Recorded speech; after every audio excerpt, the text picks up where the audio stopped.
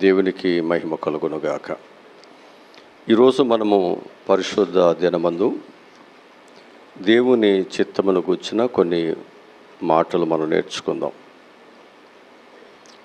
ఈరోజు మన యొక్క ధ్యాన భాగానికి అంశం ఏమిటంటే దేవుని చిత్తం. ఈ దేవుని చిత్తాన్ని మనం ఎప్పుడు కూడా ఎరిగి ఉండి ఆయన చిత్తాన్ని కొనసాగించే పిల్లలుగా మనం ఉండాలని ఈరోజు మనము ఈ వాక్యము ద్వారా మనం నేర్చుకోబోతున్నాం. వాక్య భాగములో కీర్తన గ్రంథము 143వ కీర్తన 10వ వాక్య భాగములో దేవుని వాక్యము ఈ విధంగా చెప్పబడుతుంది. నీవే నా దేవుడవు, నీ చిత్తానుసారముగా ప్రవర్తించుటకు నాకు నేర్పము. దయగల నీ ఆత్మ సమభూమి గల ప్రదేశమందు నన్ను నడిపించునుగాక. ఇక్కడ మనం జ్ఞాపకం చేసుకుంటే నీవే నా దేవుడవు, నీ చిత్తానుసారముగా ప్రవర్తించుటకు నాకు నేర్పించాలి. ఈరోజు మనందరము దైవ సన్నిధికి వస్తున్నాం. చాలా సంవత్సరాల నుంచి దైవ సన్నిధికి వస్తున్నాం. మనము దేవుని చిత్తానుసారంగా ప్రవర్తిస్తున్నామా? మన ఇష్టం వచ్చినట్టు ప్రవర్తిస్తున్నామా? నువ్వు చేస్తున్న పనులు దేవునికి సంతోషాన్ని ఇస్తున్నాయా, లేకపోతే నీ సంతోషాన్ని, నీ అవసరతలే నువ్వు చూసుకుంటున్నావా?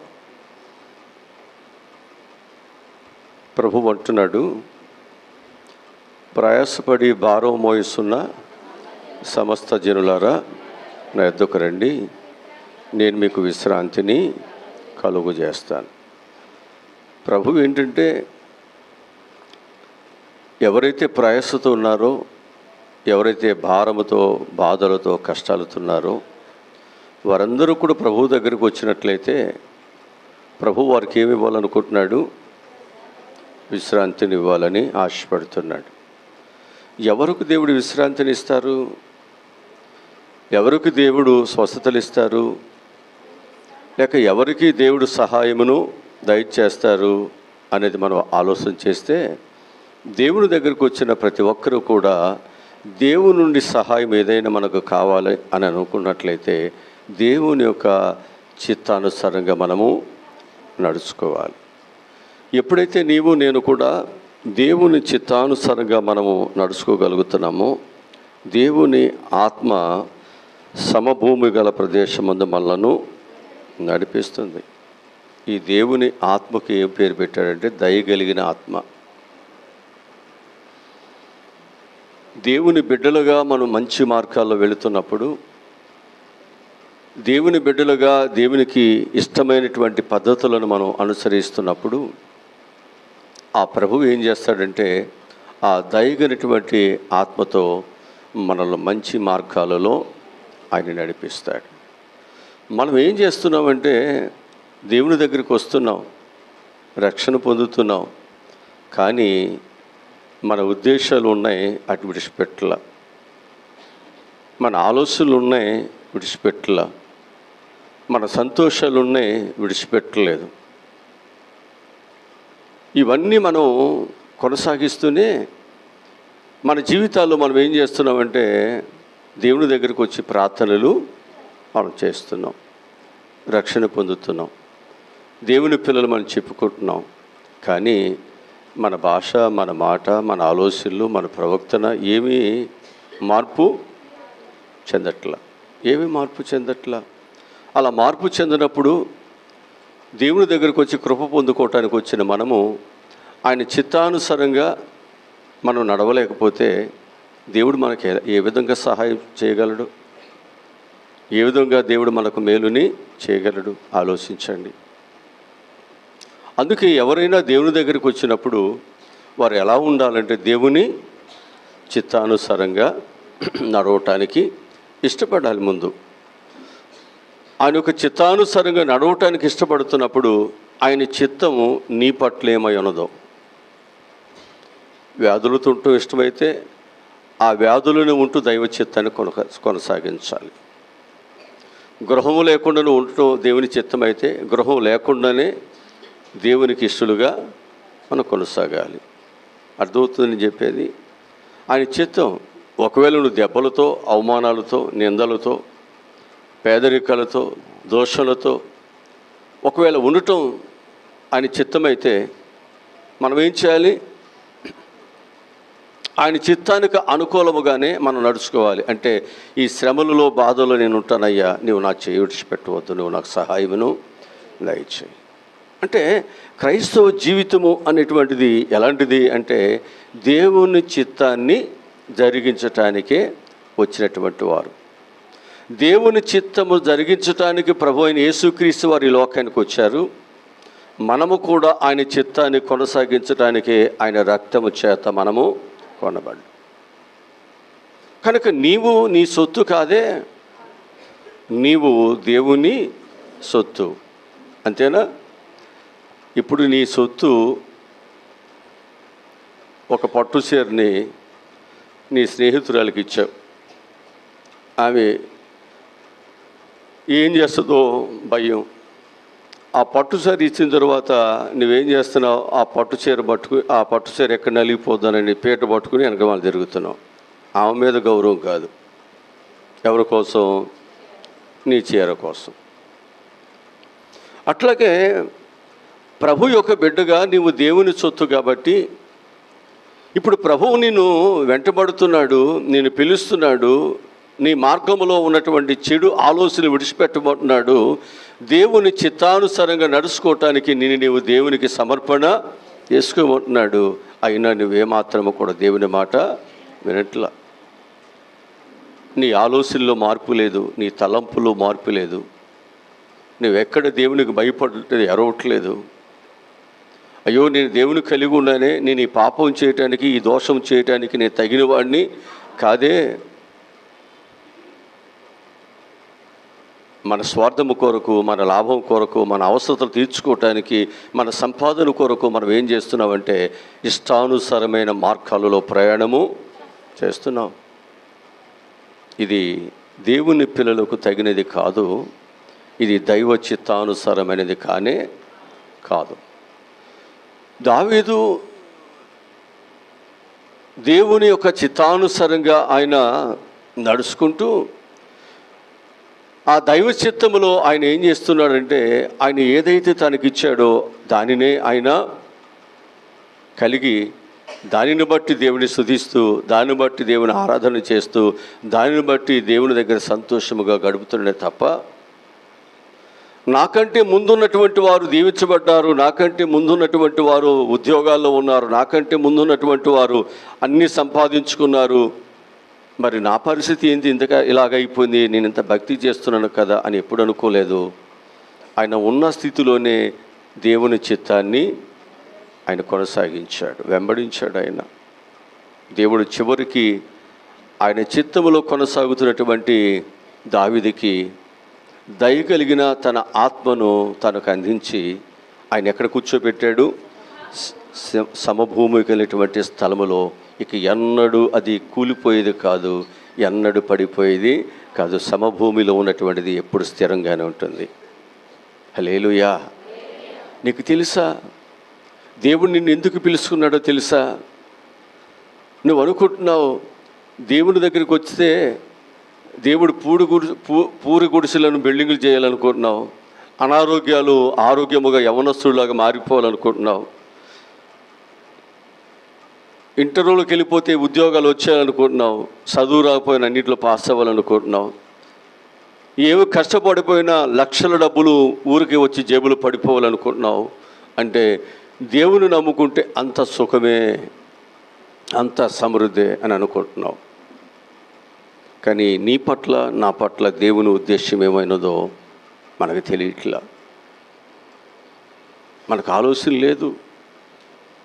ఎంతవరకు నీ చిత్తము, నీ ఆలోచనలు ఇంకా నీ విడిచిపెట్టకుండా దానిని అలాగే కొనసాగిస్తూ దేవుని బిడ్డగా మనం జీవించగలిగినట్లయితే ఖచ్చితంగా దేవుడు మనకు సహాయమును దయచేస్తాడు. అందుకే ఇక్కడ వాక్యం ఏం చెబుతుంది? నీవే నా దేవుడవు, నీ చిత్తానుసారముగా ప్రవర్తించుటకు నాకు. ఈరోజు నీవు దేవుని చిత్తానుసారంగా ప్రవర్తించడానికి నువ్వు దేవుని దగ్గరికి వచ్చావు. ఆయన ఏదైతే నీ నేర్పుతున్నాడో వాక్యం చేత, ఏదైతే నీకు బోధిస్తున్నాడో దానిని పాటించడానికి నువ్వు సిద్ధంగా ఉండాలి. నీకు లాభకరమైనవి, ప్రయోజనకరమైన ఏమైనా ప్రభు విడిచిపెట్టేయంటే విడిచిపెట్టేయాలి. లేదు నాయనా నేను విడిచిపెట్టును అంటే నువ్వు ప్రభు యొక్క చిత్తాన్ని నెరవేర్చే బిడ్డో కాదు. నువ్వు ప్రభు యొక్క ఉద్దేశాల్లో ఉన్న బిడ్డో కాదు. ప్రభు నీకు ఏ సహాయమో ఆయన చేయడు. వాక్యములో ఒక మాట చెప్తున్నాడు. మత్తయి సువార్త 7:21 ప్రభువా ప్రభువా అని నన్ను పిలుసు ప్రతివాడును పరలోక రాజ్యములో ప్రవేశింపడు కానీ పరలోకమందున్న నా తండ్రి చిత్త ప్రకారము చేయవాడే ప్రవేశిస్తాడు. ఈరోజు నేను మీకు జ్ఞాపకం చేస్తున్నాను, ప్రభువా ప్రభువా ప్రభువా ప్రభువా ప్రభువా. ఇక ఎప్పుడు ఇదే ఇట్లంటూ ఇదే భక్తి, ఇదే విశ్వాసము, ఇదే నేను దేవుని కొరకు ఎంతో చేస్తున్నాను అన్నట్లుగా మురిసిపోతున్నావు. చాలామందికి వారి అందచందాలు వరకు మురుపుగా ఉండవచ్చు, వారి బిడ్డల వరకు మురుపుగా ఉండవచ్చు, వారు చేస్తున్న పనులు వారికి ఇష్టంగా ఉండవచ్చు. కానీ అది దేవునికి ఇష్టంగా ఉందా లేదా, అది దైవ చిత్తానుసారంగా ఉందా లేదా, మనం ఎప్పటికప్పుడే మనల్ని మనం పరిశీలన చేసుకోవాల్సిన అవసరత మన మీద ఉంది. అలా లేకుండా దేవుని దగ్గరికి వచ్చేసి ప్రభువా నాకు అది చేయనైనా, ప్రభువా నాకు ఇది చేయనైనా, ప్రభువా నాకు అది కావాలనైనా అని అంటే ప్రభు అంటున్నాడు, ప్రభువా ప్రభువా అని నన్ను పిలుసు ప్రతివాడును పరలోక రాజ్యములో ప్రవేశింపడు కానీ పరలోకమందున నా తండ్రి చిత్త ప్రకారం చేయవాడే, అది తండ్రి చిత్త ప్రకారం చేయవాడే ఏదైనా పొందుకుంటాడు. ఆయన చిత్తానుసారంగా నడిచిన వారు ఎంతోమంది ఉన్నారు, ఎన్నో దీవులు పొందుకున్నారు. ఆయన చిత్తానుసారంగా నడిచిన వారు ఎంతోమంది ఉన్నారు, కష్టములైన బాధలైన ఓర్చుకున్నారు, దేవుని కొరకు ప్రాణార్పణముగా పోయబడుతున్నారు. ఈరోజు నీవు నేను కూడా ఆయన చిత్తానుసారంగా నడుచుకోవటానికి వచ్చాం. అయినప్పటికీ ఆయన చిత్తానికి లోబడకుండా, ఆయన చిత్తానుసారంగా నడవకోకుండా ఇక్కడ నీ ఇష్టం వచ్చినట్టు ప్రవర్తించడం అది నీకు భావ్యం కాదు. అది ఏమాత్రము కూడా అది దేవుని దృష్టిలో యోగ్యమైనది కాదు. మారు మనసుకు తగినటువంటి ఫలములను మనం ఫలించాలి. ఒక మంచి సైనికుడు వలె, ఒక మంచి జట్టు వలె పోరాటము మనం చేయాలి. ఆ పోరాటము చేస్తున్నటువంటి వాడు తన ప్రాణమును ద్వేషించాలి, లెక్క చేయకూడదు. దేవుని కొరకు మనకు భోజనం లేకపోయిన బాధే, వస్త్రం లేకపోయిన బాధే, ఏది లేకపోయినా అన్ని బాధలే మనకి. దైవ సన్నిధి అంటే అన్నీ కావాలి, మన ఉద్దేశం అన్నీ కావాలి. కానీ నేను లోకాన్ని విడిచిపెట్టను, నా ఇష్టానుసారంగా నేను ప్రవర్తిస్తాను. నీ దగ్గరికి వచ్చి నేను అడగగానే నా స్థితిని చూసి, నా పేదరికం చూసి, నా అవసరం చూసి నువ్వు నాకు సహాయము చేయాలి. ఎంత స్వార్థమండిది, ఎంత దుర్మార్గమండిది, ఎంత దుర్మార్గమైనటువంటి ప్రార్థనలు, ఎంత దుర్మార్గమైనటువంటి భక్తి. ఈరోజు మన జీవితాల్లో ఎలాంటి స్థితిని నీవు మారినంత కాలము నీ ప్రార్థన దేవునికి వినిపించదు, దేవునికి చేరబడదు. నీ ప్రార్థనకు దేవుడు ఏ జవాబునివ్వడు, దేవుడు ఏ సహాయమును చేయడు. నీవు పరలోక రాజ్యములో ప్రవేశించవు. అలా దైవ చిత్తాన్ని త్రోసివేసి, దైవ మాటను త్రోసివేసినటువంటి వ్యక్తితో దేవుడు ఏమన్నాడో తెలుసా? ఒకడు పరలోక రాజ్యములో ప్రవేశించుట కంటే, ధనవంతుడు పరలోక రాజ్యములో ప్రవేశించుట కంటే ఒంటె సూది బెజ్జంలో దూరుట అంతే. ఎందుకని అంటే ఆ ధనము ఎక్కడ ఉండునో అక్కడే అతని మనసు ఉంది. దైవం మీద లేదు, పరలోకం మీద లేదు, దేవుని మాట మీద లేదు. కనుక అతని ఆలోచనలు ఎలా ఉన్నాయి? సంపాదన మీద ఉంది, లోకం మీద ఉంది, లోక సంబంధమైనటువంటి ఆశల కోరికల మీద ఉన్నాయి. దైవ సన్నిధికి మాత్రం వస్తున్నావు నామకార్థముగా, దైవ సన్నిధికి మాత్రమే వస్తున్నావు. అనేక సంవత్సరాలుగా రక్షణ పొందేటువంటి ముద్ర వేసుకున్నావు. మార్పు లేదు మన జీవితాల్లో. మనమేదో దేవునికి ఒరగబెట్టడానికి వచ్చినట్టుగా ఉంది. మనమేమి ఒరగబెట్టే అవసరంలా. దేవునికి ఏం కొదువు లేదు. నువ్వు రాకపోయినా ఏం పర్వాలేదు. వస్తే దేవుని కొరకు బ్రతకండి. వస్తే దేవుని చిత్తానుసారంగా నడవటానికి మాత్రమే సిద్ధపడండి. దాన్ని ప్రతిఫలం దేవునికి ఇస్తాడు. నువ్వు రాకపోతే, నీవు ఇవ్వకపోతే ఇక్కడ ఏదో నష్టం జరుగుతుంది, ఇక్కడ ఏదో పనులు జరగు అనుకోవద్దు. దేవుడు ఏ సమయానికి ఏం కావాలో దేవుడు జరిగిస్తాడు. మనందరం దైవ చిత్తానుసారంగా నడవాలి. ఆయన చిత్తానుసారంగా నడవటానికి నువ్వు పిలువబడ్డావు. ఆయన చిత్తములో మనము కష్టమైన బాధ అయినా ఓర్చుకోవడానికి వచ్చావు. ఇశ్రాయేలు ప్రజలని దేవుడు వాగ్దాన దేశంలో తీసుకువెళ్ళి అక్కడ వారిని సుఖవంతమైన జీవితంలో వారిని ఉంచాలని దేవుడు ఆశపడ్డాడు. వీళ్ళ ఆశ అంతా ఏమిటంటే, నాకు సుఖమైన జీవితం ఇస్తానన్నావు కదా, ఐగుప్తు శ్రమలన్నీ తీసేస్తానన్నావు కదా, మరి ఏంటి సుఖమేది ఆశీర్వాదాలే, వీళ్ళే వాకిళ్ళే, ఇక ఇదే వాడు బ్రతుకంతా ఇక అదే అడుగుతున్నాడు. ప్రభు యొక్క చిత్తములో నడుస్తున్నటువంటి వారికి, ప్రభు యొక్క ఉద్దేశాలలో ప్రయాణం చేస్తున్నటువంటి వారికి ప్రభు ఎంత కాపుదాలు ఇస్తున్నారు వారు గుర్తించట్లా. ప్రభు యొక్క చిత్తములో ఉండేవాడు ఎన్ని ఆటంకాలు వచ్చినా దేవుడు వాటన్నిటిని కూడా దేవుడు అధిగమించే శక్తిని దేవుడిస్తాడు. వాటన్నిటి జయించే శక్తిని ఇస్తాడు. వాటిలో కూడా నువ్వు పోషించబట్టా దేవుడు సహాయం చేస్తాడు. నీకు దినదినము ఏమి కొదవవచ్చుడు, నీకు ఏమి కావాలో దేవుడు సహాయమును చేస్తాడు. అందుకే ప్రతి ఒక్కరము కూడా ఆయన చిత్తానుసారంగా నడవాల్సిందే. నువ్వు రాజువైనా, అధికారువైనా, భూస్వామువైనా, పేదవాడువైనా, దరిద్రుడువైనా, ఎవరివైనప్పటికీ కూడా దేవుని చిత్తాన్ని నెరవేర్చడానికి, ఆయన చిత్తానుసారంగా బ్రతకటానికే మనం దైవ సన్నిధికి వచ్చాము. కాబట్టి అయ్యా, నీ చిత్తాన్ని నేను వ్యాధులతో ఉన్నా నెరవేరుస్తాను, అప్పులతో ఉన్నా నెరవేరుస్తాను, కన్నీటితో ఉన్నా నెరవేరుస్తాను. నా బ్రతుకు ఎలా ఉన్నా నీ బిడ్డగా మాత్రమే. ఎందుకనంటే దేవునికి ప్రాణార్పణగా పోయబడుతూ గురి యొద్దకే ప్రయాణం. లాభకరమైన అన్నిటిని విడిచిపెట్టి ప్రభుని సంతోషపెట్టడానికే తన జీవితం తప్ప తను లాభసాటిగా సంతోషభరితుడుగా ఉండటానికి ఆయన భక్తి చేయట్లేదు.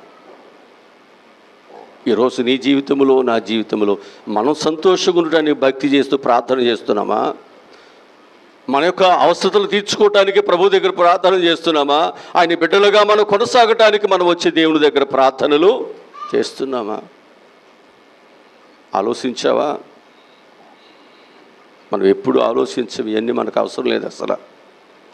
అసలు ఇవన్నీ మనకి ఏమి ఉండదు. ప్రార్థనకి వెళ్ళామా, వచ్చామా, అదేంటి ఖాళీ ఉంటే వెళ్తాం, లేక పనులు ఉంటే ఆ రోజు పని ఉంది మానేస్తాం. మనకు రొటీన్ అయిపోయింది. ఇది క్రైస్తవుడు కాబట్టి వెళ్ళాలిగా, చిన్నప్పటి నుంచి అలవాటు ఉందిగా, అంతే. ఈ మనసు, ఈ బ్రతుకు నీలో ఉన్నంత కాలం నువ్వు మార్పు చెందలేవు. అందుకే మనసు మారి రూపాంతరము చెందాలి. ఎవరైతే మనసు మారి రూపాంతరం చెందటానికి, ఎవరైతే తమను తాము దేవునికి సజీవ యాగముగా అర్పించుకుంటున్నారో వారిలో దేవుడు రూపాంతరములు చెందటానికి కావలసిన సహాయము దేవుడు ఇస్తాడు. ఆశ కలిగిన ప్రాణాన్ని దేవుడు బైబిల్లో ఇంకొక మాట చూపిస్తాను. దేవా, నీ చిత్తము నెరవేర్చుటకు ఇదిగో నేను వచ్చి ఉన్నాను అంటివి. ఇది హెబ్రీయులకు రాసిన పత్రిక 10వ అధ్యాయం 7వ వచనం ఉంటుంది మాట. హెబ్రీయులకు రాసిన పత్రిక 10వ అధ్యాయము 7వ వచనంలో ఒక మాట ఉంది.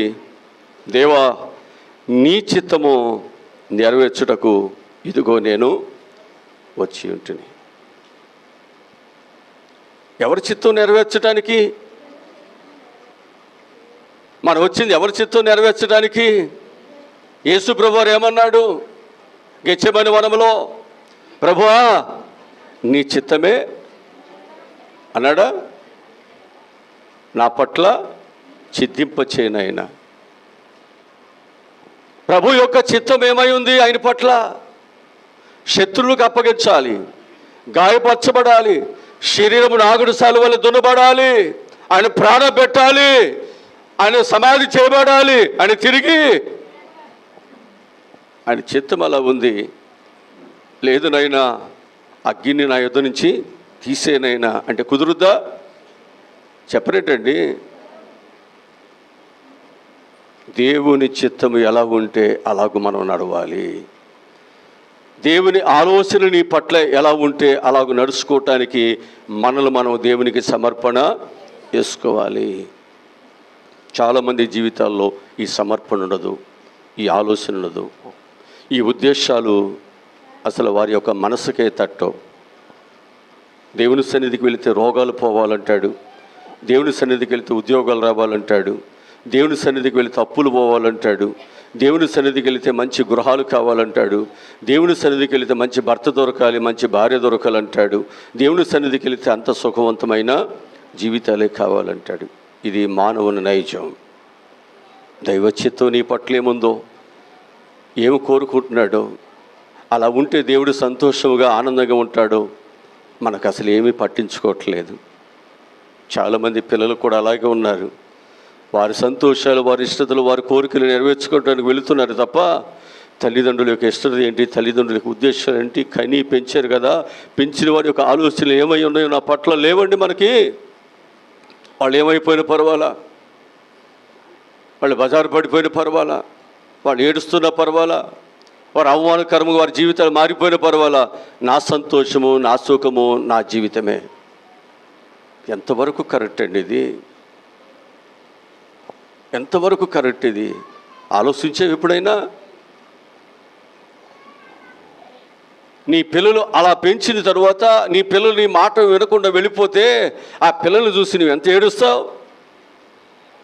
దేవుడు ఎన్నిసార్లు ఏడుస్తున్నాడు. ఆయన చిత్తానుసారంగా నడవటానికి వచ్చావు. ప్రభువా నేను నీ కొరకు బ్రతుకుతానయ్యా అని పాపాలని విడిచిపెట్టేశావు. దేవుడు పాపాలని క్షమించాడు. తూర్పుకు పడమర ఎంత దూరమో అంత దూరం నీ అతిక్రమాలని పాపాలన్నీ దేవుడు తుడిసివేశాడు, దూరంగా విసిరివేసేశాడు. మరలా నీవు అదే పాపం విడిచిపెట్టలా, మళ్ళదే పాపాన్ని నువ్వు కంటిన్యూ చేస్తున్నావు. నువ్వు వచ్చినది వేరు, నువ్వు చెప్పేది వేరు, నీ తీర్మానం వేరు, నీ బ్రతుకు వేరుగా ఉంటుంది. నువ్వు దేవుని దగ్గరికి వచ్చేటువంటి విధానం వేరు, బ్రతుకులు ఆడుకున్నది వేరు. తర్వాత నువ్వు చేస్తున్న తిరుగుబాటు విధానం ఉందే, అది దేవునికి చాలా దుఃఖాన్ని కలుగు చేస్తుంది. దేవుడు నీ పట్ల ఎంతో ఆశ కలిగి ఉన్నాడు, ఎన్నో కోరికలు దేవుడు నీ పట్ల ఉన్నాడు. ఈ తరము వారిలో దేవుడు నిన్ను వాడుకోవాలని ఆశపడుతున్నాడు. ఈ తరము వారిలో నీ ద్వారా గొప్ప రక్షణను, దైవ రాజ్యాన్ని కట్టాలని దేవుడు ఆశపడుతున్నాడు. నువ్వేమో నిష్టానుసారంగా ప్రవర్తిస్తున్నావు, దేవుని కాడి కిందకి రావట్లేదు, దేవునికి లోబడట్లేదు, నీ ఇష్టతలు నీ కోరికలు విడిచిపెట్టట్లేదు. ఎలా దేవుడు నిన్ను చూసి సంతోషిస్తాడు? ఎలా దేవుడు నిన్ను చూసి ఆనందిస్తాడు? మనకి ఎలా ఉంది అంటే, భర్త కావాలి, అత్తమామలు సంపాదించిన ఇల్లు వాకిళ్ళు కావాలి, వాళ్ళు వెండి బంగారాలు కావాలి, వాళ్ళు ఇచ్చే అన్నీ కూడా తీసుకోవాలి. కానీ అత్తమామ నాకు అవసరం లేదు, నా భర్త, నా పిల్లలు, నేనంతే. నీ సుఖాన్ని చూసుకుంటున్నావు, నీ కుటుంబాన్ని చూసుకుంటున్నావు, నీ బిడ్డలు చూసుకుంటున్నావే. ఆ బిడ్డలు కని పెంచి ఆ బిడ్డలకు ఏమి తక్కువ అవుతుందని చెప్పి వారికి ఆస్తులు సంపాదించి అక్కడ సమకూర్చి వారి సుఖం కొరకు, వారి లాభం కొరకు, వారి అపేక్ష కొరకు ఏం ఆశించక అన్నీ నీ కొరకే ఖర్చు చేస్తుంటే ఆస్తి కావాలంటున్నావు. కానీ తల్లిదండ్రులు కష్టాలు వద్దు, తల్లిదండ్రులు ప్రేమ వద్దు, అత్తమామల యొక్క ఏది కూడా పట్టించుకో. ఎలా కుదురుద్దండి? ఇది సాధ్యమేనా? ఇది మంచిదేనా? దేవుడిచ్చే అన్నీ కావాలి నీకు, దేవుడు అవసరం లేదు. ఆయన మాట అవసరం లేదు, ఆయన పరిశుద్ధత అవసరం లేదు, ఆయన చెప్పేటువంటి మార్గం అవసరం లేదు. అన్నీ కావాలి నీకు, అన్నీ కావాలి.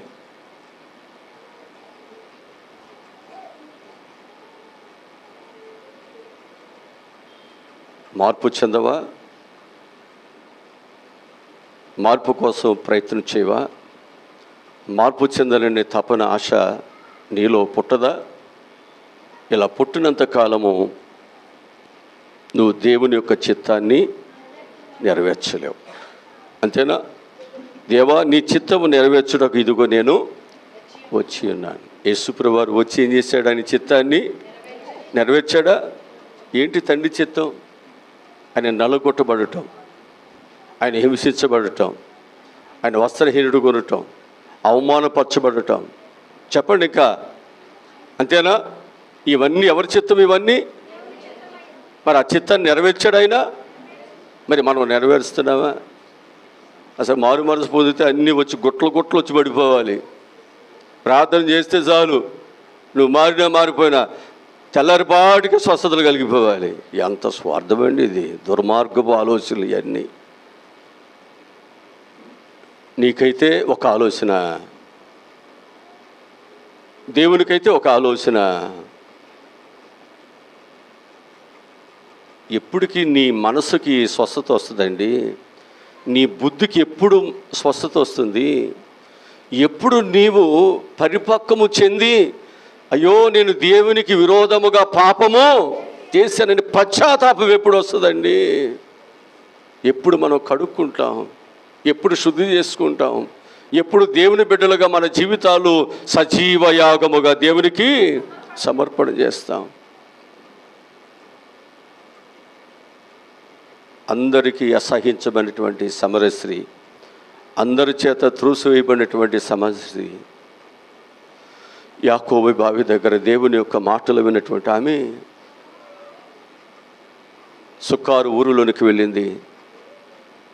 ఆ ప్రజలతో మాట్లాడింది. నేను చేసినవన్నీ నాతో చెప్పిన వాడిని వచ్చి చూడండి అని చెప్పింది.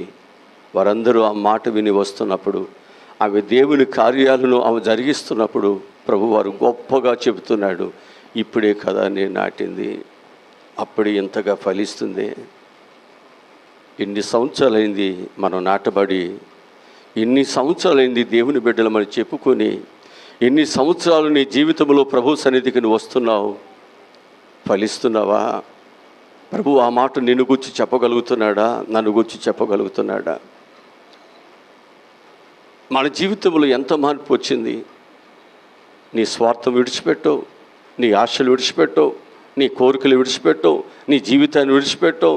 నువ్వెంతవరకు కూడా నువ్వు ఎలా ఉన్నావంటే, నాకు అన్నీ కావాలి, అందులో యేసయ్య కూడా కావాలంతే.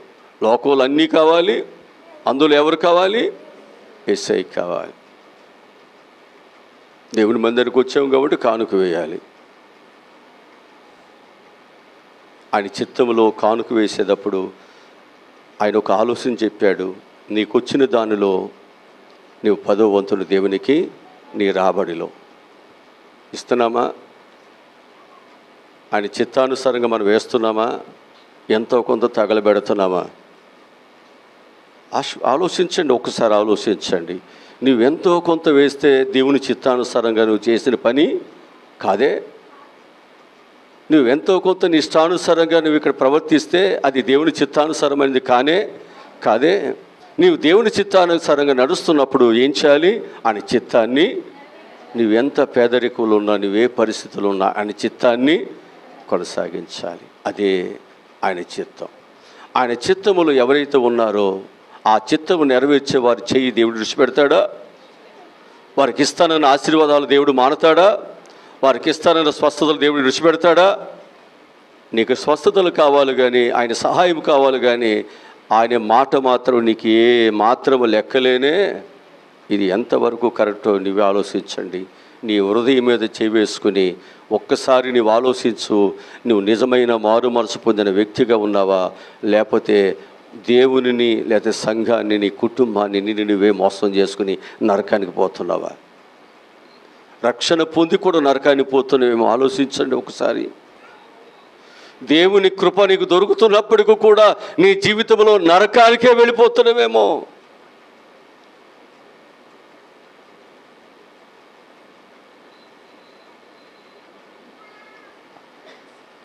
ఈరోజు వాక్యములో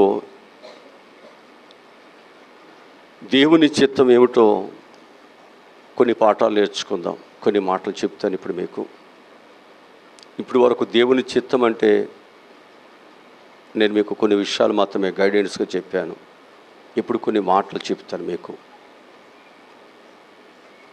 శ్రద్ధగా మీరు ఆలోచిస్తున్నారు అనుకుంటున్నాను. మీ మనసు దేవుని వాక్యం తాగుతుంది కూడా అనుకుంటున్నాను నేను. ఇలా తాగటం మాకు చాలా చాలు ఉంది అయ్యగారండి. మళ్ళీ మేము చల్లబడిపోతాం.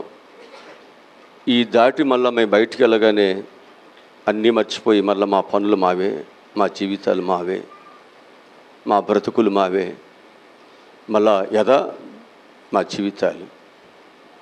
ఈరోజు నేను కొన్ని మాటలు నేను మీకు చూపిస్తాను. మొదటి మాట ఏమిటంటే, మారు మనసు పొందుటే దేవుని చిత్తం.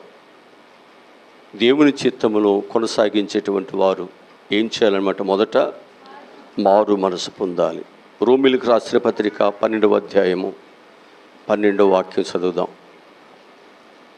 రోమీయులకు రాసిన పత్రిక 12వ అధ్యాయము 12వ వాక్యం చదువుదాం.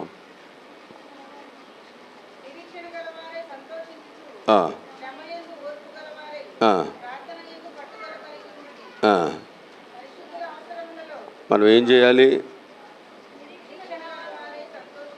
మారు మనసు యందు, దేవుని యందు, పరలోకమందు, స్వస్థతల యందు, దేవుని చిత్తమును జరిగించే వాటి యందు, దేవుని చిత్తాన్ని కొనసాగిస్తే దేవుడు నాకు అన్నీ ఇస్తాడనేటువంటి ఆశ యందు మనకేముండాలి? నిరీక్షణ ఉండాలా? నిరీక్షణ ఉండాలా? దేవుడు చిత్తాన్ని కొనసాగిస్తే దేవుడు నాకు సహాయం చేస్తాడని నిరీక్షణ నీకుంటే, కష్టాలలో బాధల్లో కూడా నువ్వు ఎలా ఉంటావు? ఓర్పు కలిగి ఉంటావు, పట్టుదల కలిగి ఉంటావు. దేవుని బిడ్డగా నువ్వు కొంచెము కూడా తప్పిపోవంతే. ఇంత కూడా తగ్గవండి. శత్రువులు చుట్టూ ఉన్న తగ్గవు. నీ చిత్తానికి, దేవుని చిత్తానికి కొనసాగిస్తున్నప్పుడు ఎంతమంది ఆటంకం వచ్చి నువ్వు తగ్గవు. దేవుని చిత్తము నెరవేర్చటమే నా తుది నిర్ణయం. నా ప్రాణము నాకెంత మాత్రం ప్రియమైనది, నా కుటుంబం నాకెంత మాత్రం ప్రియమైనది కాదు.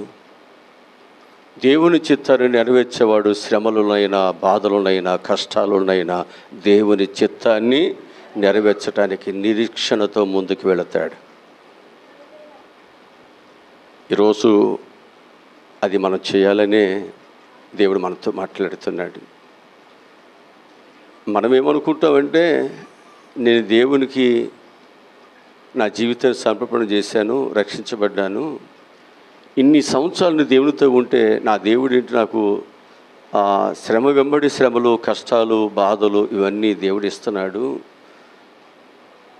ఎందుకులే ఈ ప్రార్థన, ఇది కలిసి రాలేదనుకుంటా, ఎందుకులే ఇది మనకి వేరే మార్గంలోకి వెళ్ళిపోతే బాగుంటుంది కదా అని చాలామంది ఆలోచించి వారు ఏమైపోతున్నారు? సొంత నిర్ణయాలతో వెళ్ళిపోతున్నారు భ్రష్టులుగా.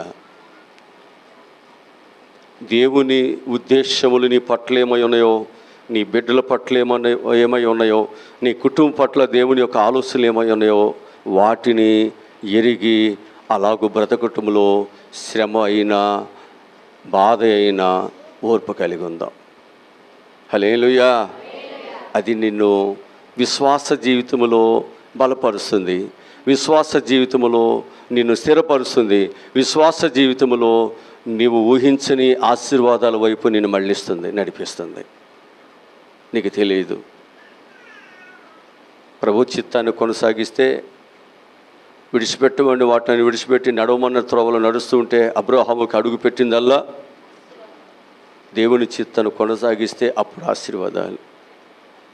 దేవుని చిత్తం కొనసాగించుకోకుండా కక్కిన కూడికి ఆశపడి వెళుతున్నవే, ఆ కొంచెం అవసరత తీర్చబడదు. కానీ నీకు దైవ ఆశీర్వాదం నీ కొరకు చిత్తపరిచిన దానికి దూరం అయిపోయి ఎన్నడూ చేరవు. నువ్వు దేవుడు నిన్ను తలగా చేయాలనుకుంటున్నాడు, దేవుడు నిన్ను పైవానిగా చేయాలనుకుంటున్నాడు. దేవుడు నిన్ను అనేకులకు ఆశీర్వాదకరముగా దేవుడు చేయాలనుకుంటున్నాడు.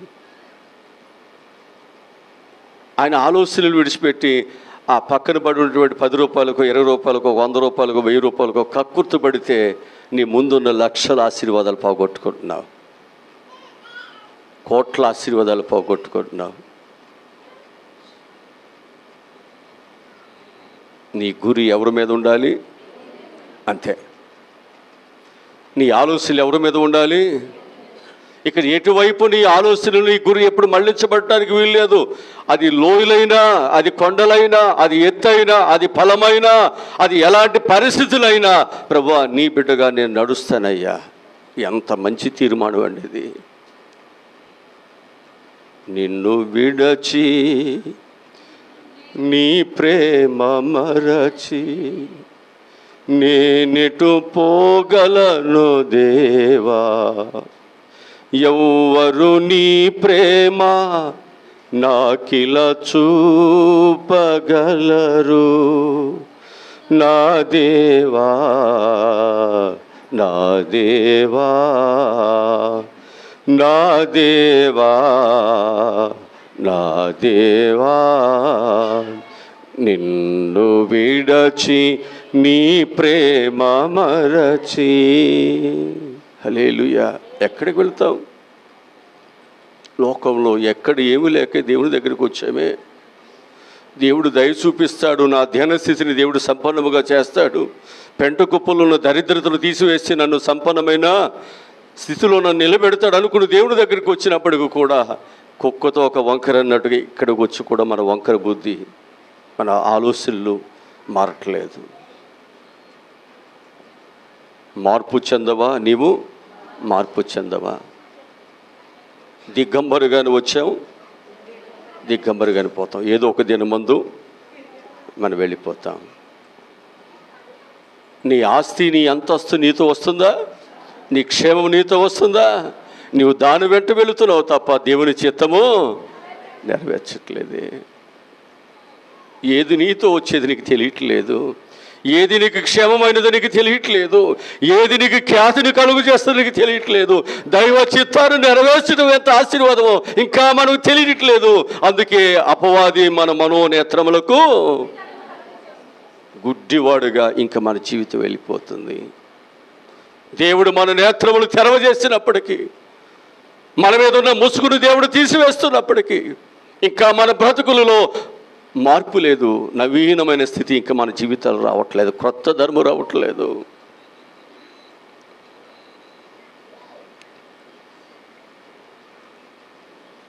మన జీవితాలు ఏమవ్వాలన్నమాట? దేవి చిత్తం ఏంటనమాట? మన పట్ల మారు మనసు పొందుటే దేవుని చిత్తం. మారు మనసు పొందిన వారు ఏం చేయాలి? నిరీక్షణ కలిగి ఉండాలి, శ్రమలనైనా బాధలనైనా ఓర్పు కలిగి ఉండాలి. ఇది రెండవది. మనం చూసినట్లయితే పరిశుద్ధులగుటే దేవుని చిత్తం. ఏమవ్వాలి? మనం ఏమవ్వాలి? మనం ఏంటండి ఇంతమందికి ఇన్ని నోరులు ఉండే, మీరందరూ చెప్తే ఎంత బాగుంటుంది? నోరింటి దగ్గర పెట్టి వచ్చారా? చెప్పాలి. పరిశుద్ధులగుటే దేవుని. ఇప్పుడు మనందరం ఇక్కడ దేవుని దగ్గరికి రాకమురుపు ఎలా ఉన్నాం?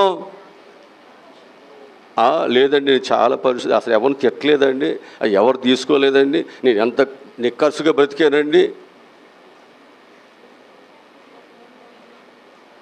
బైబిల్ చెప్తుంది, నువ్వు దేవుని దగ్గరకు రాకమునుపు నువ్వు పాపివి, నీలో పరిశుద్ధత లేదు. ఇప్పుడు దేవుని దగ్గరికి వచ్చిన తర్వాత ఇప్పుడు నువ్వేమవ్వాలి? ఆ పాపాన్ని విడిచిపెట్టాలి, దేవుని యొక్క రక్తంలో కడగబడాలి, దేవుడు క్షమించాలి. నీ అతిక్రమములు బహు విస్తారములైనప్పటికీ, నీ దోషములు భయంకరముగా ఉన్నప్పటికీ, నీ పాపముల చేత, నీ దోషముల చేత నీ గాయము దుర్వాసన కొడుతున్నప్పటికీ, కంపు కొడుతున్నప్పటికీ దేవుడు నిన్ను పరిమళ వాసనగా చేయాలని ఆశపడుతున్నాడు. కంపగొట్టి నీ జీవితాన్ని దేవుడు ఒక సువాసనగా మార్చాలని దేవుడు ఆశపడుతున్నాడు. నీ దౌర్భాగ్యమైన జీవితమును సమాజమునకు, నీ కుటుంబానికి, సంఘమునకు, నువ్వు దేవునికి ఒక ఉపయోగకరముగా దేవుడు ఉంచాలని ఆశపడుతున్నాడు. నేటి దినమందే నీ ఉపయోగకరముగా ఉండాలని దేవుడు ఆశపడుతూ దేవుడు నిన్ను ఏర్పాటు చేసుకున్నాడు. నోహ దినములలో ఆ తరువారందరిలో కూడా భయంకరమైనటువంటి జీవితాలు కలిగిన వాడు ఒక్కడు కూడా మంచివాడు ఎవడనూ లేడు. ఒక్కడు కూడా మంచివాడు లేడు అన్నాడు వాక్యం చెబుతుంది. ఒక్కడు కూడా లేడట. ఆ తరువారంతా కూడా దేవుని దృష్టిలో బహు భయంకరమైన ఘోరాతి ఘోరంగా ఉన్నారట. ఆ మనిషిని చూస్తున్నప్పుడు దేవుడు ఏడుస్తున్నాడట, సంతాపం నొందుతున్నాడట, హృదయమును బాదుకుంటూ ఉన్నాడట. రోజు మీరు కూడా పిల్లలు చూసి ఏడవరు, కుటుంబ పరిస్థితులు చూసి ఏడవట్లేదు. ఈ బాధలు మీకు కూడా తెలుసు. బిడ్డల మాట వినప్పుడు, బిడ్డలు చేయి దాటిపోతున్నప్పుడు తల్లిదండ్రులు ఎంత వేదన పడుతూ ఉంటారు. కొంతమంది బిడ్డలు మాట వినకుండా వెళ్ళిపోతున్నప్పుడు ఇంకెవరికొరు బ్రతకాలని చాలామంది తల్లిదండ్రులు కూడా చనిపోయిన వారు ఉన్నారు. కొంతమంది అయితే హత్యలు చేసేవారుగా మారిపోయారు. సమాజంలో ఎలాంటి పరిస్థితికైనా వాళ్ళు భయపడినవారుగా, వారి బిడ్డలు కాపాడుకోవటానికి రాక్షసులుగా కూడా మారిపోయే తల్లిదండ్రులు ఉన్నారు. వారు ఎప్పుడు రౌడీలు కాదు, ఎవరిని హత్య చేసిన వారు కాదు, ఎవరికి హాని చేసిన వాళ్ళు కాదు. బిడ్డల బట్టి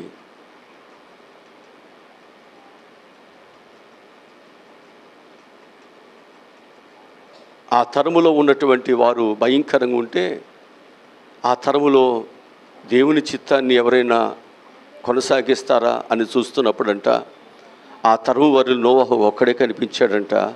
ఆయనకి ఆ ప్రజలను రక్షించి కాపాడే బాధ్యత ఆయనకి అప్పగించాడు. ఆ తరములో ఆ ప్రజలకి సేవ చేయటానికి, ఆ ప్రజలను నశించిపోతున్నటువంటి వారు నశించిపోకుండా దేవుని యొక్క ఆశీర్వాదాలకు వారు రావటానికి ఒక బాధ్యతను అప్పగించాడు. ఈ తరములో నీవు కూడా ప్రభు చిత్తానుసారంగా ఉంటే దేవుడు నీ ద్వారా కూడా గొప్ప కార్యాలు జరిగించుకోవటం దేవుడు వాడుకోవాలని ఆశపెడుతున్నాడు. మన తల వంచం, ఆయన కాడి కిందకి రాం, విధేయత విని ఉండదు, భయభక్తులుండు. పేరుకు మాత్రమే రక్షణ పొందాం అని పేరు మాత్రమే ఉంటుంది, జీవించుస్తున్నాం అన్నటువంటి పేరు మాత్రమే ఉంటుంది. మృతుడుగానే మన జీవితాలు ఉన్నాయి. దానిలో విశ్వాసులు ఉంటారు, పాషగాలు ఉంటారు, పాశ్రమలు ఉంటారు, అందరూ ఉంటారు. మొవటమే లేదు. ఓన్లీ విశ్వాసులే కాదు, దానిలో దైవజనులు కూడా ఉన్నారు, పాశ్రమలు కూడా ఉన్నారు.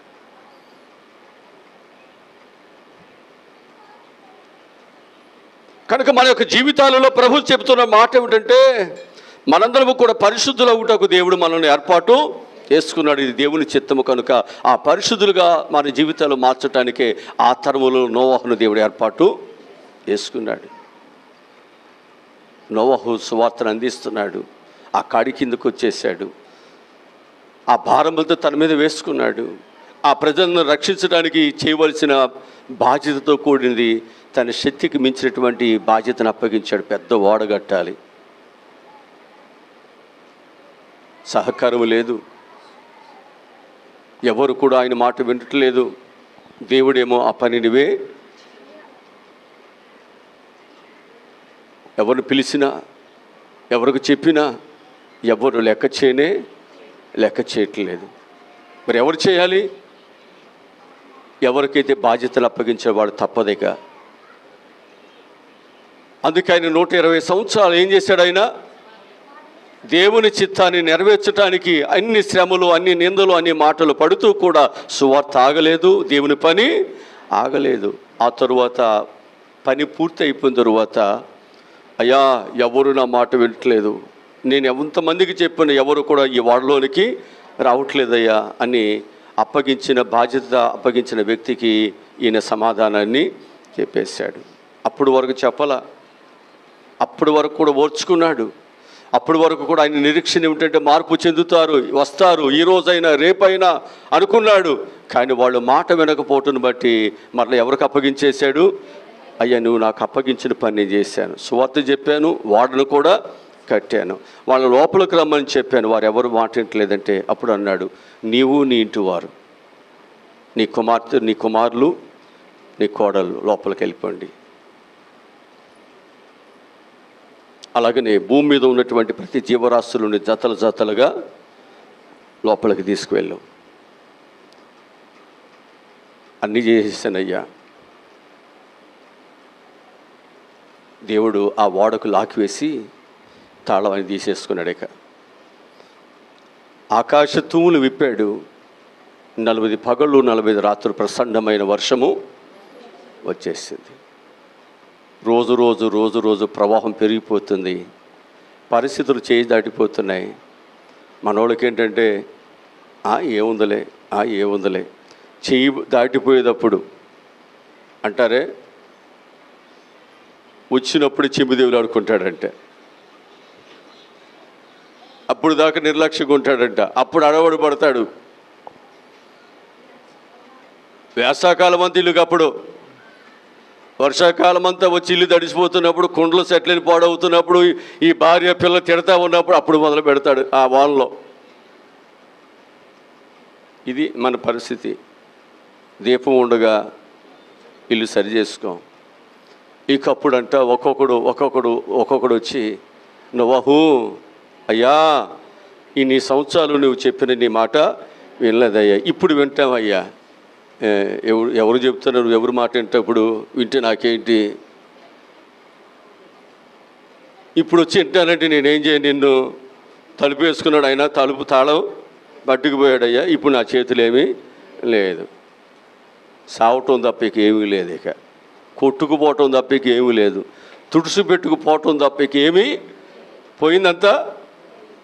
అప్పుడు దాకా ఏమనుకున్నారు, సంపాదించుకోవాలి, వీడికి పని పాటలేదు అనుకుంటే ఎప్పుడు ప్రార్థన అంటాడు, పిలుస్తాడు, అది అంటాడు, ఇది అంటాడు, వీడికి వచ్చిన పిల్లలు ఉన్నారు, వీళ్ళు పెళ్ళిళ్ళు చేయాలి, కుటుంబ బాధ్యతలు ఏమి. చివరాఖరికి అంతా తుడిచిపెట్టుకుపోయిందంట. అంత ఎవరికి వచ్చేసింది ఇప్పుడు? నోవాహుకి, పిల్లలకి ఆ ధనము, బలము అన్నీ ఎవరికి వచ్చేసినాయి? ఊహించావా? దేవుని చిత్తానుసారంగా నడిస్తే వచ్చే ఆశీర్వాదాలు నీ ఊహకు కూడా అందదు, నీ తలంపులకు కూడా అందదు. దేవుడు నీకు ఎంత ఇస్తాడో నీకు తెలియదు. ఈ కాళ్ళంగా చూసి ఏడవటం, నోరే అప్పలి చూసి చూడటం తప్ప ఇక ఏమీ లేదు.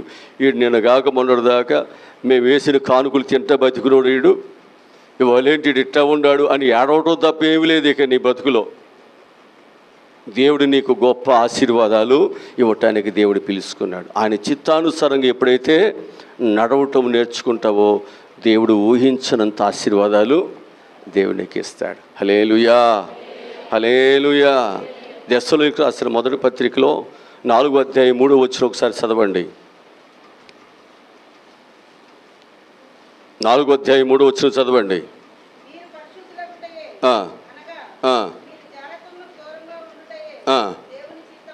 పరిశుద్ధులంటే ఎవరు?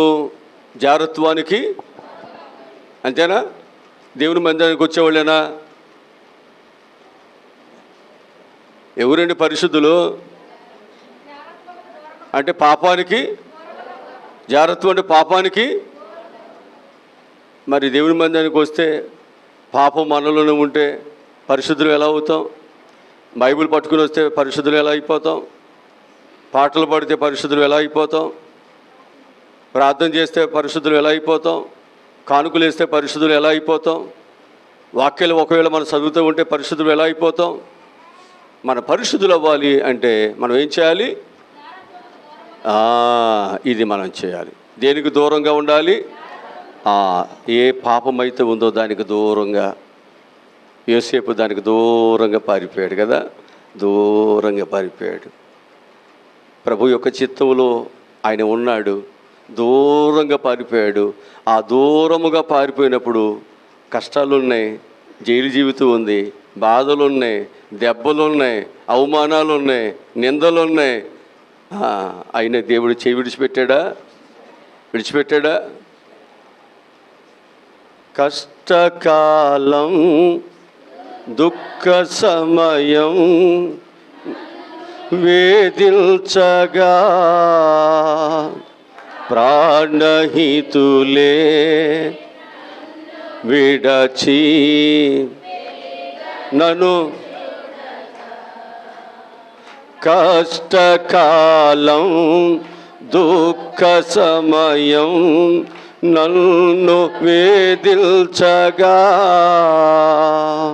ప్రాణహితులే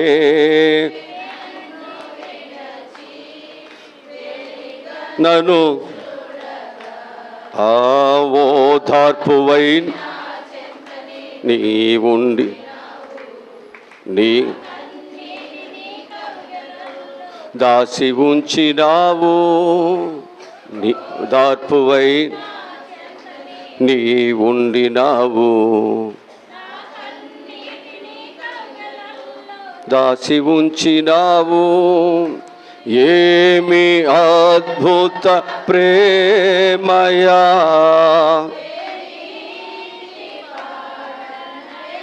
హల్లెలూయా. కనుక మనము దేవుడు మనలను చేయి విడిచిపెట్టడు. ఒకవేళ అందరూ విడిచిపెట్టిన స్నేహితులు, తల్లిదండ్రులు, నా అనుకునేవారు, నాతో ఉన్నవారు, నేను నీకున్నాను ఏం పర్వాలేదు అన్న వారందరూ విడిచిపెట్టవచ్చు. కానీ దేవుడు ఉన్నాడు, నీ చెయ్యి విడిచిపెట్టాడు, నీతోనే ఉంటాడు సదాకాలము. హల్లెలూయా, హల్లెలూయా. అందుకు దేవుడు అంటున్నాడు, నేను నీతో ఉండాలంటే నేను పరిశుద్ధును గనుక మీరును పాపానికి దూరంగా ఉండండి, పారిపోండి. యేసేపుకు దేవుడు తోడుగా ఉన్నట్టు ఆయన హస్తము వారికి తోడుగా ఉండి ఆయన దీవించినట్లు దేవుని హస్తము నీకు తోడుగా ఉండి దేవుడు నిన్ను కూడా దీవిస్తాడు. దీవిస్తాడా? అందరిని దీవిస్తాడా? ఎవరు పాపాన్ని విడిచిపెట్టి దేవుని చిత్తానుసారంగా నడవటానికి తీర్మానం చేసుకుంటున్నారో అందరికీ దేవుడి సహాయమును దేవుడు చేస్తాడు. ఆయన అన్యాయస్తుడు కానే కాదు.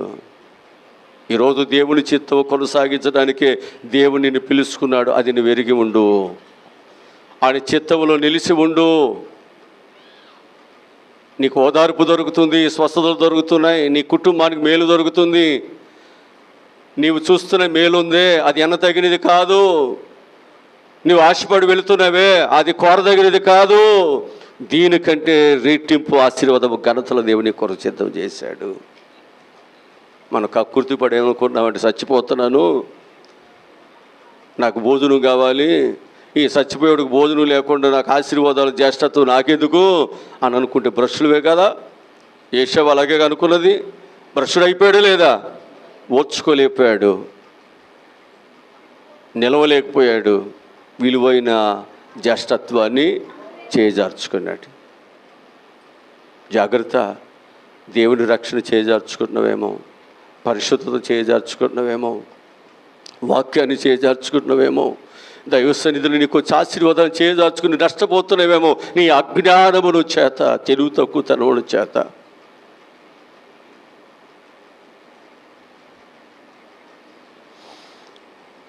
మూడుగా చూస్తే దెస్సలోనికి రాసిన మొదటి పత్రిక 4వ అధ్యాయము 5వ వాక్యం చదువుదాం.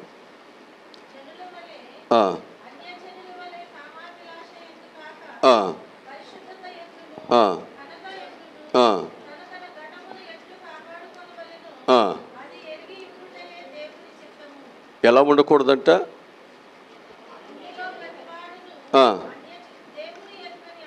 అది ఈ ఇంపార్టెంట్ మాట. మనందరం ఎవరిని ఎరిగి ఉన్నాం? ఎరిగి ఉన్నామా? ఏంటి ఎరిగి ఉన్నాం లేదో కూడా చెప్పరు. ఊరికే గుడ్డితనంగా ఊరికి వచ్చేసారా? దేవుని ఎరిగే కదా బాప్తిజం తీసుకున్నది. దేవుడు ఉన్నాడనేగా బాప్తిజం తీసుకుంది, పరలోకం ఉందనేగా బాప్తిజం తీసుకుంది. ఉందా? సరే, వెళ్ళే సంగతి తర్వాతలే. అసలు ఉందని తీసుకున్నావు లేదని చెప్పు. వెళ్ళే సంగతి దేవుడు ఎరుగును, అది నీ భక్తిని బట్టి ఉంటుంది. అది వెళ్ళే సంగతి. అసలు ఉందని నమ్మావా లేదా? అది ఆ సంగతి చెప్పండి. పరలోకం వెళ్ళేది వెళ్ళంది తర్వాత నీ బతుకు బాగుంటే, నీ బతుకు చెడిపోకుండా ఉంటే అప్పుడు వెళ్ళేది దేవుడు చెబుతాడు. పరలోకం ఉందని నేను ఇప్పుడు చెప్తున్నాను, అది నువ్వు కూడా వింటున్నావు, నువ్వు కూడా దాన్ని నమ్ముతున్నావు, అదే నువ్వు అందరికీ చెప్తున్నావు కదా. ఇక్కడ ఏమన్నాడంటే అన్ని జనుల వలె కాదు నాయనా, మీరు దేవునిని మీరు ఎరిగిన వారు కాబట్టి ఏం చేయాలి? కామాభిలాష యందు కాక పరిశుద్ధత యందు ఘనత యందును తన ఘటములను, ఘటము అంటే శరీరము, నీ దేహము. ఇప్పుడు దీన్ని ఏం చేయాలి? మనం కాపాడుకోవాలా? దేవుని అది కాపాడుకోవాలి కదండి. ఈ శరీరాన్ని, ఈ శరీరంలో ఉన్న అవయవాలు ఇవన్నీ కాపాడుకోవాలి. దీనిలో కన్ను ఉంది, ముక్కు ఉంది, నోరు ఉంది, నాలుక ఉంది, చేతులు ఉన్నాయి, కాళ్ళు ఉన్నాయి, హృదయం ఉంది, ఆలోచనలు ఉన్నాయి, తలంపులు, ఇవన్నీ వీటన్నిటిని కాపాడుకోవాలా? ఏమి కాపాడుకోకుండా ఆడెవడు పరిగెత్తాడు కదా, నేను కూడా పరిగెత్తాను, ఆడి వెనకమాల ఎట్టగొట్ట, ఆడికి సంపాదించుకున్నాడు కదా, నేను కూడా సంపాదించుకుందాం. ఏంటండి ఇదంతా? దేవుని ఎరగిన వాడులాగా నీవు ప్రవర్తిస్తే ఎలా? దేవుని ఎరగినటువంటి వాడులాగా నీకు బుద్ధి జ్ఞానం లేకుండా నీ శరీరం ఇష్టానుసారంగా నీవు పారవేసుకుంటే ఎట్లా? అది కట్టున్నాడు. పరిశుద్ధతను మనం కాపాడుకుంటే దేవుని చిత్తం. నీ శరీరాన్ని, నీ మాటలను, నీ ఆలోచన, నీ తలంపులు జాగ్రత్తగా కాపాడుకోవాలి. ఇది ప్రభు యొక్క ఉద్దేశం. కాపాడుకోకుండా నేను దేవుని బిడ్డనంటే నువ్వు దేవుని ఎరగని అన్యజనుడివే తప్ప దేవుని ఎరిగిన దేవుని బిడ్డవు మాత్రం కాదు, రక్షణ పొందిన బిడ్డవు కాదు. ఎవరి మాటలు ఇవన్నీ? ఈయన మొదలుపెట్టాడండి, ఇక టైం గీయం చూసుకోడు అని అనుకుంటున్నారు మీరు. కనుక నాకు చాలా పనులు ఉన్నాయి, నేను కూడా కాస్త ఏదో 4 మాటలు, మొన్నటిదాకా కనపడలేదు కదా, ఇప్పుడే కనపడింది, కాస్త 4 మాటలు ఎక్కువ తగిలిద్దాంలేని. ఈయన ఎప్పుడు తగిలించిన మంటగానే ఉంటుంది, అమ్మగారు తగిలిస్తే మాత్రం మంట ఉండదు, అప్పుడప్పుడు ఆమె కూడా వదిలినట్టుగానే ఉంటుంది. ఎవరు చెప్తున్నారు అనుకుంటా మా మీద? వీళ్ళకి ఎవరు చెప్పరండి. ఏసైకి ఎవరు చెప్తారు మీ మీద? నీ నడక పడక అన్నీ ఆయనకి తెలుసు. మన బతుకంతా ఈ బైబిల్ గ్రంథంలో ఉంది. అప్పుడప్పుడు ఈ బైబిల్ గ్రంథం వాక్య రూపంలో మన బతుకుని అద్దం దగ్గర తీసుకెళ్తే మన బతుకు బయటపడినట్టు, ఈ వాక్యం దగ్గర తీసుకొస్తే అన్నీ బయటపడి మనం ఏమనుకుంటాం? భుజాలు దేవుడు అనుకుంటే ఎవడో చెప్పాడు. నేను ఎవరు చెప్పరు. నీ బతుకంతా ఎవరికి తెలుసు? అంతేనా? మేనమాకు తెలియదా ఎవరు పుట్టిల్లు? మరి ఏంటి, మన పుట్టిల్లు ఆయనకు తెలుసు, మన బతుకంతా ఆయనకు తెలుసు. ఇంకా ఆయనకి చెప్పేదేంటి? మనం ఆయన చెప్పిందే మీకు చెప్తున్నాను అంతే. నేనేదో చెప్పానని నా మీద ఏడవబాకండి. వాళ్ళ ఇంటికి వెళ్ళిన తర్వాత గుసగుసలాడి నా మీద ఏడిచినంతకాలం మీకేం ఉపయోగం ఉండదు. మీ పాపాలు విడిచిపెట్టితే మీకు ఉపయోగం, దేవుని మార్గంలోకి వస్తే మీకు ఉపయోగం, దేవుని బిడ్డలకు రూపాంతరం చెందితే మీకు ఉపయోగం. ఈ మాటలు మీకు మేలుకరంగా ఉంటాయి. మంచి నెలలో పడినా విత్తనం వలె అది నీవు 100 60 ఎంతో కొంత ఫలిస్తావని, 30 కన్నా ఫలిస్తావు. అంతేగాని నీ దేవుని మాటలు ఫలించాలని ఈ తాపత్రయం, ఈ ప్రయాస తప్ప నీకేదో నష్టం కలిగించాలని మాత్రం కానే కాదు. కనుక మనందరం కూడా ఏం చేయాలి? ఏం చేయాలండి?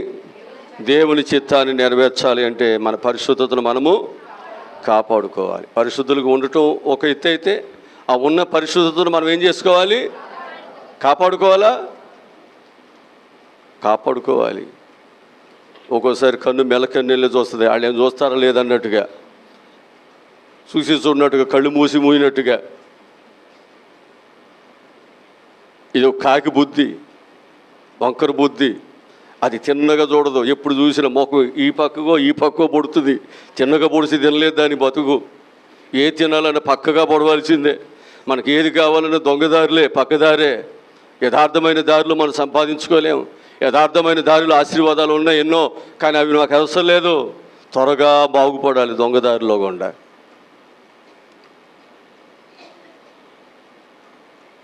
ఏమంటాడు? బుద్ధులు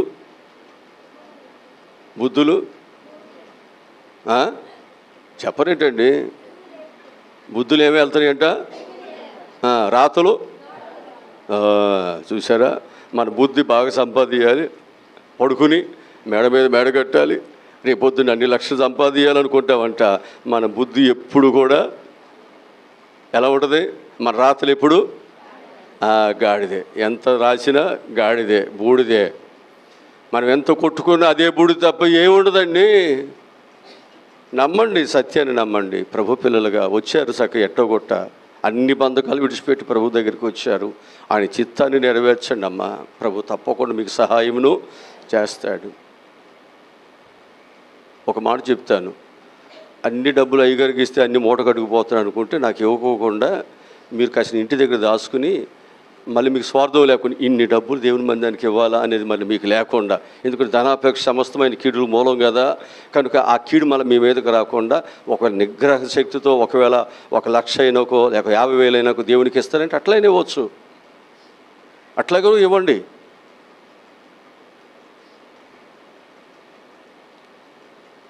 ఈయన ఇది బాగుపడిపోతాడు అనుకుంటే అవసరం లేదు. మన దేవుని చిత్తాన్ని నెరవేర్చండి. అసలు ఇవ్వకుండా ఉంటున్నారే, అది మీకు శాపం, అది మీకు ఆశీర్వాదం కానే కాదు. అసలు ఇవ్వకుండా ఉంటూ తప్పు కదా. మనం దేవునికి ఇవ్వాల్సిన దాన్ని మనం ఏం చేయాలి? మనం ఇవ్వాలి. ఇవ్వండి, చక్కగా దేవుని చిత్తం జరిగించండి. ప్రభు మీకేం కావాలో అన్నీ దేవుడి సహాయమును చేస్తాడు. ఇలా మనం చెప్పుకుంటూ పోతే చాలా ఉండే. మరి అమ్మగారేమో అన్నీ చెప్పేస్తుందో నాకేం అసలు ముందుకే వెళ్ళట్లా. ఆ రోడ్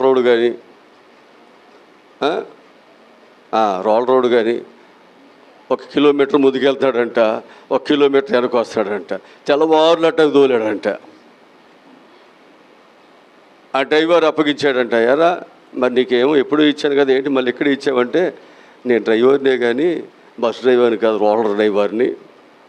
మేమేంటంటే 1 కిలోమీటర్ ముందుకెళ్ళి రోడ్డు దొక్కుతాం, మళ్ళీ 1 కిలోమీటర్ మళ్ళీ వెనక్కి వస్తాం. ఇక తెల్లవారు మేము ఏం చేస్తాం? ఆ రోడ్డే. కనుక మన డ్రైవర్ తను ఏంటంటే రోలర్ డ్రైవర్, ఆ రోలర్తో ఉన్నటువంటి డ్రైవర్లు. మన జీవితాలు ముందుకు వెళ్ళట్లేదు. మనం దేనిలో ముందుకు వెళ్ళలేకపోతున్నాం. విశ్వాస జీవితంలో వెళ్ళాలి. వెళితేనే దైవ ఆశీర్వాదాలు దేవుడు మనకు సహాయమును దయచేస్తాడు. 4వదికి చూస్తే పరిశుద్ధుల కొరకు విజ్ఞాపన చేయాలి. ఎవరి కొరకు? అసలు మాకే ఖాళీ లేదు అయ్యగారు, ఎవరింటి దగ్గర ప్రార్థన చేయబట్టి మా పిల్లల కొరకు చేసుకుంటాం, ఇంకా మిగతా వాళ్ళ కొరకు ఎక్కడ చేయు. మాకు ప్రభు ఏమన్నాడు? ఎవరి కొరకు చేయాలా? వాక్యంలో చూపిస్తాను. రోమీయులకు రాసిన పత్రిక 8వ అధ్యాయం 27 వచనం చదువుదాం. దేవుని చిత్తం ఏమిటంటే మనము పరిశుద్ధుల కొరకు విజ్ఞాపనలు మనం చేయాలి. 8వ అధ్యాయం 27 వచనం.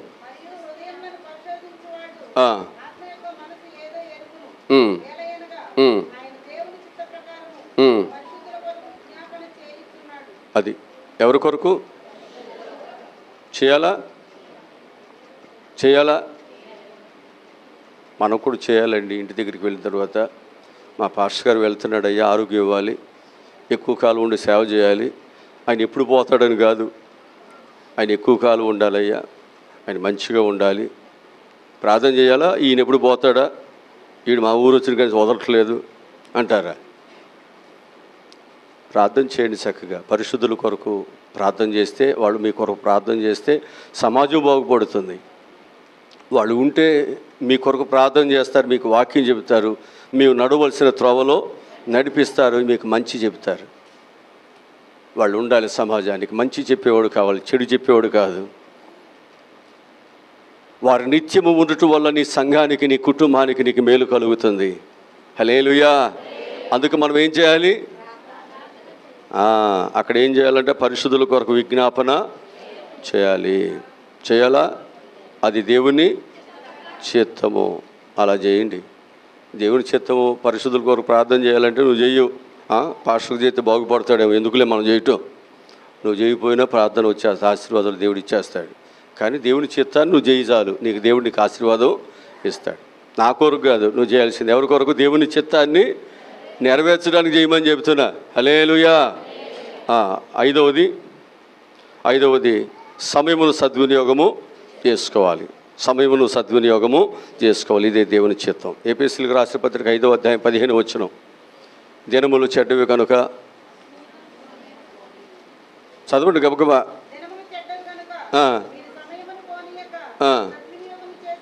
ఆ, ఆ. ఇప్పుడు మనందరం అజ్ఞానులువా జ్ఞానులువా? అజ్ఞానువా జ్ఞానపడినువా? ఎంత జ్ఞానం అంటే ఈతు బానేవో కాయకు కూడా ఎదురాల్సో. ప్రభు ఏమన్నాడంటే జనములు చెడ్డవి నాయన, అజ్ఞాను వలె కాక జ్ఞానుల వలె నడుచుకోండి. సమయం ఏమవుతుంది? సమీపంగా ఉంది కాబట్టి దానిని సద్వినియోగము దుర్వినియోగం చేసుకుని నష్టం ఎవరికి? వస్తానన్నవాడు రాకుండా మానవాడు ఎప్పుడైనా వచ్చేస్తాడు. సరే ఆయన రావట్లేదు, అక్కడ పెడదాం, ఆయన అక్కడ పెడదాం, ఏసైని అక్కడ పెడదాం. ఇప్పుడు నువ్వు పోయే కాలం వచ్చేస్తుందిగా, 40, 50, 60, 70 వచ్చేసిందిగా పోయే కాలం. వయసు కదండి మంది. ఎప్పటికైనా మనం వయసు పెరిగిన తర్వాత పోతామా లేదా? ఏంటో ఉంటా ఉన్నట్టుగా చూస్తున్నారు నా యొక్క. అంటే వయసు పెరిగే కొద్ది మనం ఏమైపోతున్నాం? ఈ లోకాన్ని తెంచేసుకుని ఇక వెళ్ళిపోవటానికి అది. అందుకే నీ ఇల్లు చిత్తపరచుకో వెలుగుండగానే. ప్రభు వాక్యం చెబుతుంది సమయమును మనం ఏం చేయాలి? సద్వినియోగం చేసుకోండి. సమయం ఉండగానే. ఇది పోయిన తర్వాత వస్తుందా? రాదేక. దొరికినా వెతికినా ఏడ్చినా రానే రాదు. ఆరోది కృతజ్ఞతాస్తుతులు చెల్లించాలి. అది దేవుని చిత్తం. దశలోనికి రాసిన పత్రిక 5వ అధ్యాయం 16 వచనం చదువుదాం. ప్రతి విషయమందును కృతజ్ఞతాస్తుతులు చెల్లించుచు. ప్రతి విషయంలో అంటే ఆడు చూస్తారంటే ఇంకా ప్రతి విషయంలో దేవుడు మీకు ఏమేమి ఇస్తున్నాడు తెలియట్లేదా? అన్నిట్లో ఏం చేయాలి? కృతజ్ఞతాస్తుతులు చేయాలి. వీటిలో చచ్చిపోయిన వాళ్ళు ఉండా? ఆడు చూస్తారేంటండి, చచ్చిపోయిన వాళ్ళు ఉండరా? ఇంటికి 3, 4 ఉంటారండి, ఒకళ్ళిద్దరు కాదు. చచ్చిపోయిన వాళ్ళు మన ఇంటికి 2, 3 ఉంటారు. ఇంట్లోకి వెళ్ళి చూస్తే ఫోటోలు చెబుతాయి మనకి సాక్ష్యాలు.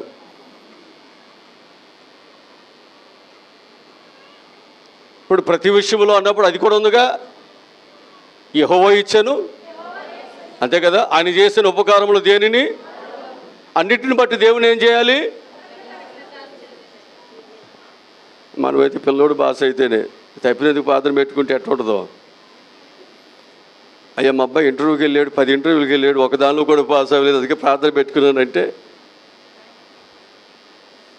ఎట్లుంటుందండి? దేవుడు నీ పట్ల చేస్తున్న ప్రతి ఉపకారం బట్టి ఏం చేయాలి?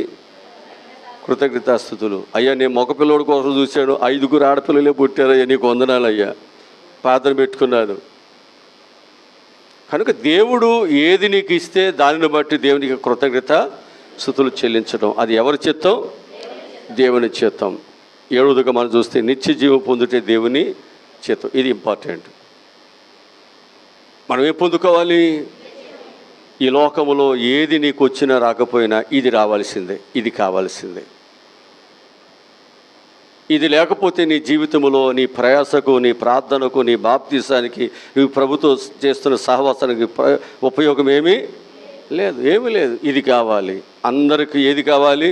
ఇల్లున్నా లేకపోయినా, ఉద్యోగాలున్నా లేకపోయినా, డబ్బులున్నా లేకపోయినా, ఆహారం ఉన్నా లేకపోయినా, ఏమున్నా లేకపోయినా ఏం కావాలి మానవునికి? నిత్య దేవుడు ఇవ్వాల్సిందే. అయ్యా నాకు ఇల్లు ఇవ్వకపోయినా, ఆరోగ్యం ఇవ్వకపోయినా, మగపిల్లలు ఇవ్వకపోయినా, ఉద్యోగం ఇవ్వకపోయినా, నాకేమి లేకపోయినా నాకేం కావాలి? ఇది ఇంపార్టెంట్. ఇది లేకపోతే బ్రతుకు కాలం అంతా నరకంలోనే. అంతేనా? ఆ సంగతి అక్కడ పెట్టండి. ఇక్కడ ఇవన్నీ కావాలంటారా? ముందు ఆ పరలోకాన్ని నిత్య జీవనం పక్కన పెట్టండి, ముందు ఇక్కడ ఇవన్నీ ఇవ్వమనండి అయ్యగారండి. ఒక మాట చదువుదాం. యోహాను సువార్త 6వ అధ్యాయం 40 వచనం చదువుదాం. చివరికి మాట చదివి క్లోజ్ చేసేసుకుందాం. చదవాలి. యోహాను సువార్త 6వ అధ్యాయం 40 వచనం.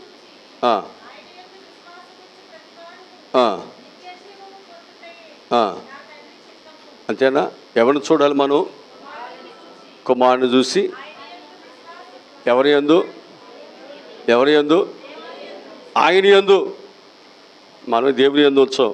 ఆయన యందు, మీ ఆయన యందు, ఆయన యందు ఎంత విశ్వాసమో మా ఆయన వెళ్తున్నాడు, ఈరోజు పూలు తెస్తాడు, స్వీట్లు తెస్తాడు, జీతం తెస్తాడు, డబ్బులు తెస్తాడు, మన విశ్వాసం అంతా జ్యూసులు తెస్తాడు. ఆయన వస్తాడు, 2 చేతులతో మోసుకుంటూ వస్తాడు. ఆయన ఏం చేస్తే నాకెందుకు, ఎక్కడ చస్తే నాకెందుకు, ఏమైపోతే నాకెందుకు, ఆయన తెచ్చే చాలు నాకు. మన విశ్వాసం అంతా ఏంటన్నమాట. అందుకే ఏమంటారు, తల్లిదండ్రులు ఏం చూస్తారంట, పిల్లలు భార్య ఏం చూస్తుందంట, జేబు ఎట్టుంది, చెయ్యి ఎట్టుంది, బరువుగా ఉందా, ఊక్కుంటూ వచ్చాడా, వెళ్ళాడండి, ఊక్కుంటూ వస్తున్నాడండి, మళ్ళీ అన్నీ కడిగి పెట్టాలి.